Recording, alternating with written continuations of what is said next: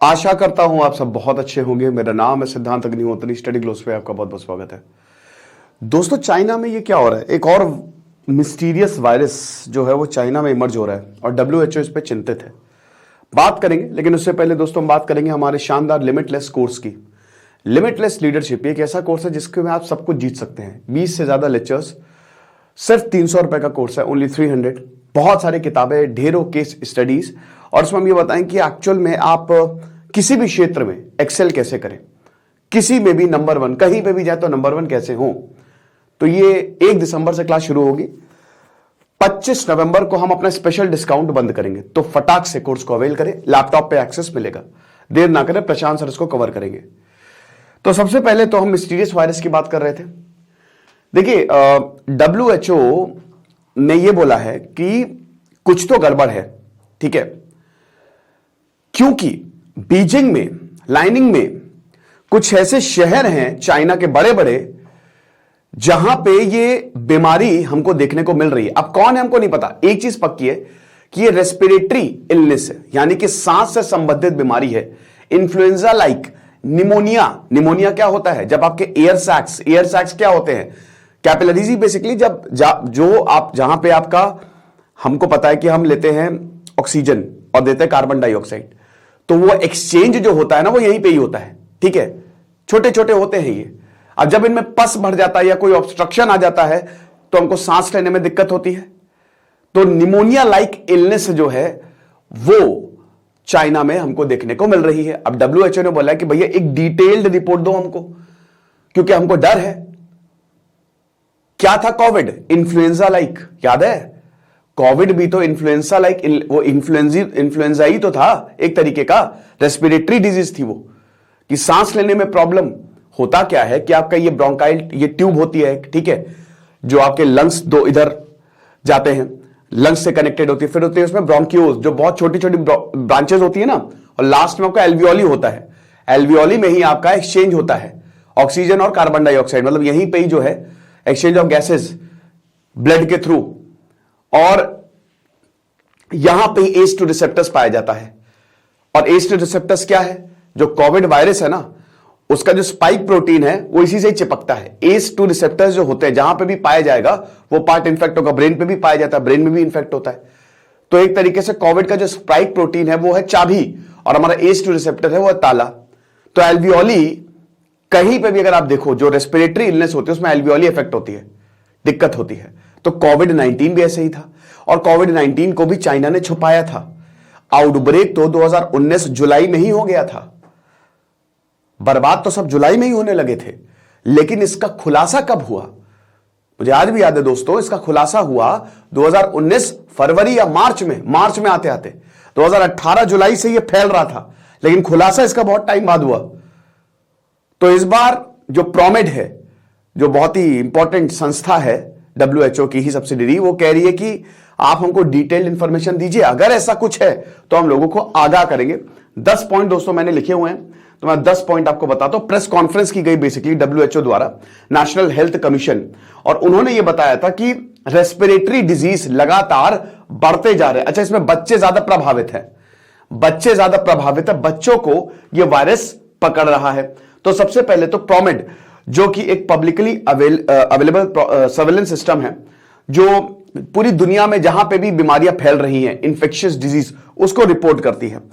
तो प्रोमेड ने ही SARS-CoV-2 दिसंबर 2019 alert किया था पूरी दुनिया को, बेटा समझ जाओ ये एक बहुत बड़ी बीमारी जो है वो मुहाने पे खड़ी हुई है और बैंड बजने वाली है हमारी। ताइवान की FTV न्यूज ने भी, उसने भी इसको रिपोर्ट किया है कि लोग चाइना में लाइन लगा के खड़े हैं हॉस्पिटल्स में, बीजिंग में, और काफी सीरियस इशू है ये एक एपिडेमिक है जो कि फैल रहा। क्या है नहीं पता हमको। इन्फ्लुएंजा लाइक वायरस, बीजिंग और लाइनिंग जो है वो 800 किलोमीटर की दूरी पे हैं। 2 शहर 800 किलोमीटर, आप समझ रहे हो? दिल्ली और आपका कोई साउथ में शहर आप ले, मुंबई, इतना दूर, ठीक है।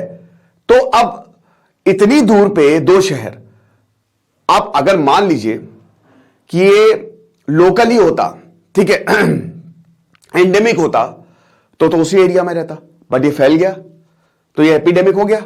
मतलब एक एरिया से दूसरी जगह और कहीं पूरी दुनिया में ना फैल जाए, इसके चांसेस बहुत कम है दोस्तों, ठीक है ना। तो ये लोकल आउटब्रेक तो नहीं है, ये ताइवान की रिपोर्ट में हमको मिला है। अच्छा, जो बच्चे हैं, बच्चे इसमें ज्यादा प्रभावित हुए हैं। बहुत ज्यादा टेम्परेचर और सांस लेने में दिक्कत और उनको बुखार है। आमतौर पे जो इन्फ्लुएंजा के सिम्टम्स होते हैं, जो कोविड के सिम्टम्स होते हैं, इन्फ्लुएंजा ही है, मतलब इन्फ्लुएंजा एक अम्ब्रेला है, बाकी इससे रिलेटेड जो भी बीमारियां हैं वो इसी अम्ब्रेला के ही अंदर आती हैं। डायल इन चिल्ड्रन हॉस्पिटल की बात की गई है, यहां पे लंबी लंबी लाइनें लगी हुई हैं, बेड्स खाली नहीं है, फुल ऑफ सिक चिल्ड्रन हैं, मतलब यहां पे बीमार बच्चे भरे पड़े हैं और मुश्किल हो रही है यहां पे हॉस्पिटल्स ने यह बोला है कि पेशेंट्स को लगभग 2 घंटे तक वेट करना पड़ रहा है। हम सब इमरजेंसी डिपार्टमेंट में हैं, यहां पे कोई आउट पेशेंट क्लिनिक्स नहीं है, तो यह हॉस्पिटल का खुद कहना है। कुछ टीचर्स भी इन्फेक्ट हुए हैं, यानी कि स्कूल्स में भी ये आउटब्रेक जो है वो हुआ है और स्कूल्स बंद है, मतलब ये वायरस फैल रहा है, ये वायरस फैलता है। वैसे तो कोई भी इन्फ्लुएंजा वायरस फैलता है, छींकते हो आप, आपके ड्रॉपलेट्स अगर आप उसके संपर्क में आ गए, मुंह से नाक से वायरस अंदर जाएगा। ये पता नहीं यार, कैमरा काहे बंद हो जाता है मेरा आजकल, ठीक है। तो मुंह से नाक से वायरस अंदर जाएगा, तो जब वायरस अंदर जाता है तो फिर आपको इन्फेक्ट करेगा, अपना जेनेटिक मटेरियल वो छोड़ देगा और उसके बाद उसकी कॉपीज बननी शुरू हो जाएंगी और आपके सारे सेल्स जो है वो इन्फेक्ट हो जाएंगे, ठीक है। सेल जिंदा है, आपको पता है ना, सेल ही इंपॉर्टेंट है, बेसिक यूनिट ऑफ लाइफ। उसमें जो न्यूक्लियस होता है उसी में ही जेनेटिक मटेरियल होता है और जो वायरस होता है या बैक्टीरिया होता है वो उसी को ही अटैक करता है और फिर उसके बाद आपकी एंटीबॉडी जो है वो काम करती है। आपका जो राइबोसोम होता है जो प्रोटीन सिंथेसिस करता है, एंटीबॉडी बेसिकली प्रोटीन सी होती है, तो वो काम करती है, वो देखती है कि अच्छा वायरस आ गया है, तो बनाने में जो एंटीबॉडी, जैसे मान लीजिए कोई नया वायरस है, उसको बनाने में टाइम लगता है। Natural immunity versus acquired immunity, काफी बहस छिड़ी थी। एक्वायर्ड जो आप वैक्सीन से लगाते हैं और नेचुरल जो एक बार अगर आपको कोई वायरस पकड़ लिया तो दोबारा वो बीमारी नहीं होगी, क्योंकि अब आपकी बॉडी को पता है वो वायरस कैसा है, ठीक है ना, वो उसके बारे में सारी चीजें। तो अगला 7वां पॉइंट जो है दोस्तों, रिपोर्ट ये भी सजेस्ट कर रही है कि ये जो आउटब्रेक है ये एक अनडायग्नोज्ड रेस्पिरेटरी इलनेस है, यानी कि ये एक रेस्पिरेटरी इलनेस तो है बट अनडायग्नोज्ड है, पता नहीं है, इसका डायग्नोसिस हमको नहीं पता चल पा रहा है कि आखिरकार ये इलनेस है क्या। और ये काफी ज्यादा अनयूजुअल है क्योंकि बहुत जल्दी, मतलब ये बहुत पहले से नहीं हो रहा है, एकदम से हुआ है कि इतने सारे लोग जो हैं वो इन्फेक्ट होना शुरू हुए हैं। एपिडेमोलॉजिस्ट फी डिंग ने बोल रहे हैं, उन्होंने वीडियो शेयर किए, मैसेजेस और हॉस्पिटल्स की और मैसेजेस लोकल्स ने ये बोला है कि भाई यहां बहुत खतरनाक सिचुएशन है, बीजिंग में एक आउटब्रेक की सिचुएशन आ गई है and this is very very dangerous, this is getting very very dangerous, ठीक है। चाइना की जो डेली रिपोर्ट है, बीजिंग एक पीक सीजन पे आ गया है जहां पे रेस्पिरेटरी इंफेक्शन बहुत ज्यादा हो रहे हैं, मल्टीपल पैथोजेंस सर्कुलेट हो रहे हैं और हमारे पास इसकी नॉलेज नहीं है। ये एक मिस्टीरियस आउटब्रेक है।